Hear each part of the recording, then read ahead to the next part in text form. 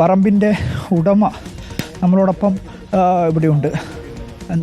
അല്ല, അങ്ങനെ നമ്മൾ പ്രത്യേകിച്ച് ഇപ്പോൾ നമ്മളിപ്പോൾ ഇതിനെപ്പറ്റി അങ്ങനെ ഒരു പറയാൻ പറ്റില്ല. കഴിഞ്ഞ വർഷം ബോംബ് ഉണ്ടാക്കി മരണപ്പെട്ടൊക്കെ നിങ്ങൾക്കറിയാലോ. അത് വെച്ചിട്ട് ഇപ്പോൾ ഇതിൻ്റെ പിന്നിൽ ആരാന്ന് നമ്മൾ വ്യക്തമായിട്ട് അങ്ങനെ പറയാനുള്ള ഒരു സാഹചര്യമല്ല, അങ്ങനെ പറയാൻ പറ്റില്ല.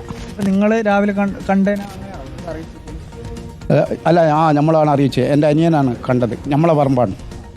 അതിൻ്റെ അടിസ്ഥാനത്തിൽ ഇത് നിങ്ങൾ രാവിലെ കണ്ടെത്തിയതിന് അതിൻ്റെ ഭാഗമായിട്ടാണ് വിവരം അറിയിച്ചത്, പോലീസിനെ അറിയിച്ചത്. ഇതെന്താ അങ്ങനെ സംശയം തോന്നത്തക്ക രീതിയിൽ എന്തെങ്കിലും?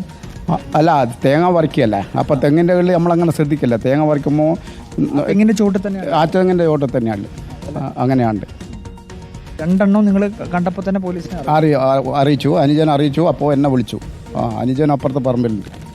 ഈ 2024 ഈ പറയുന്ന രീതിയിൽ നടന്നതിൻ്റെ തൊട്ടപ്പുറത്ത് സ്ഫോടനം നടന്ന് 2-3 പേർക്ക് പരിക്ക് പറ്റി, ഒരാൾ മരണപ്പെട്ടു. ഒക്കെ ഈ അടുത്ത പറമ്പിലാണ്.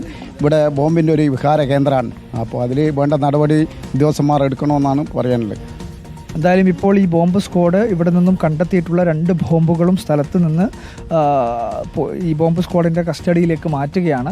സ്വാഭാവികമായി അതിനകത്ത് ഇനി ശാസ്ത്രീയമായിട്ടുള്ള പരിശോധന ഉൾപ്പെടെ നടത്തേണ്ടതുണ്ട്. മണലിൽ നിറച്ച ഒരു ബക്കറ്റിൽ അവരുടെ കസ്റ്റഡിയിലേക്ക് മാറ്റുന്നു. ഇനി അവർ തീർച്ചയായിട്ടും അതിന് തുറന്ന് എന്തൊക്കെയാണ്, എന്ത് സ്ഫോടക